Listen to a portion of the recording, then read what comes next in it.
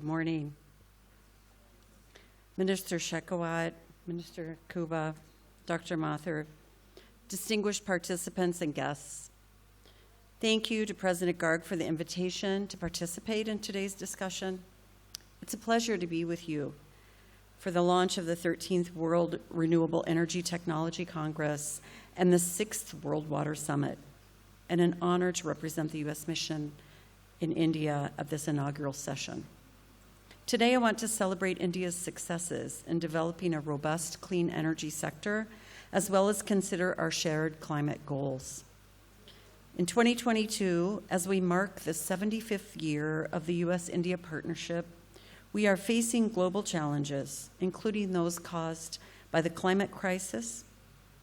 These pose an existential threat to our people, but they also present opportunities to create innovative jobs, strengthen communities, and help advance environmental justice.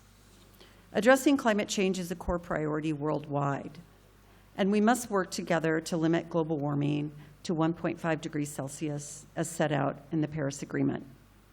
We are pleased to see that India revised its nationally determined contribution well ahead of COP27. India's NDC now will reduce emissions intensity and increase the percent of installed electricity capacity from non-fossil fuel sources by 2030. We look forward to working with the government on additional bold initiatives. In the United States, we're also making progress. Soon after his inauguration, President Biden took executive action to aggressively tackle the climate crisis at home and collaborate with other nations to address it abroad. When we recommitted to the Paris Agreement, we also established a new NDC to eliminate carbon pollution from our power sector by 2035 and create a net zero emissions economy no later than 2050. We are ramping up multilateral efforts to address the climate crisis, and a transformation to green energy lies at its heart. Just last week, President Biden signed into law the Inflation Reduction Act, which makes the largest U.S. investment ever to combat climate change. The act addresses the climate crisis and strengthens our energy security, creating jobs manufacturing solar panels, wind turbines, and electric vehicles. Beyond the independent actions of our governments, we have made great strides on energy and climate by working together.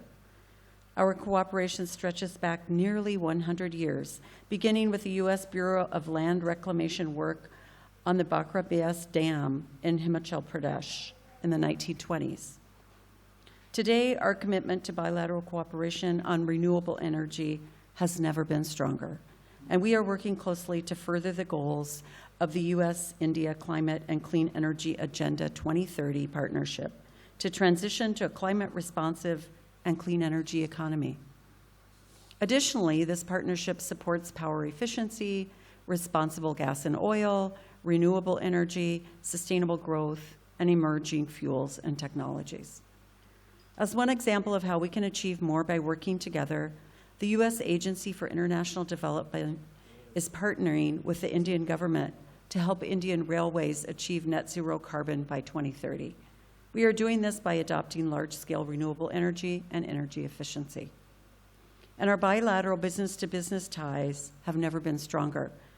The U.S.-India Clean Energy Nexus is moving from strength to strength, with U.S. partners investing in and contributing to India's remarkable growth in solar, wind, and other renewables.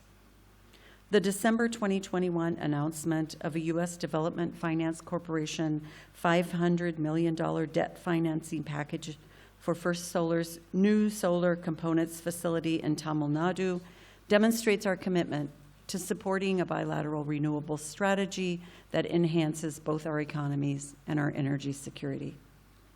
On the issue of clean water, I first want to congratulate the Indian government for its achievements in universal access to water and sanitation, and for providing an example other nations can follow. Still, India faces a growing threat of water scarcity.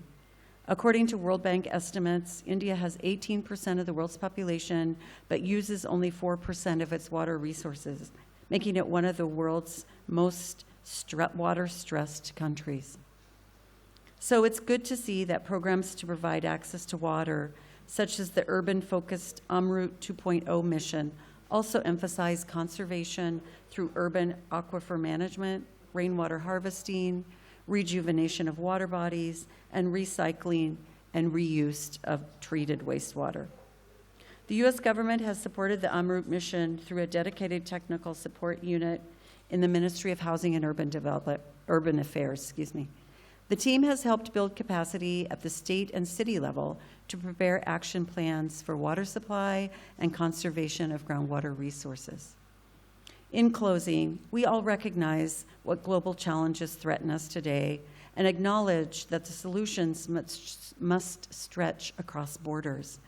President Obama once called India and the United States the defining partnership of the 21st century. More recently, President Biden said that the root of our partnership is a deep connection between our people, ties of family, of friendship, of shared values. There are a few other areas where our relationship is as strong as in our shared commitment to a future powered by renewable energy and clean water. I wish you all success in exploring these issues in the coming days. Thank you very much.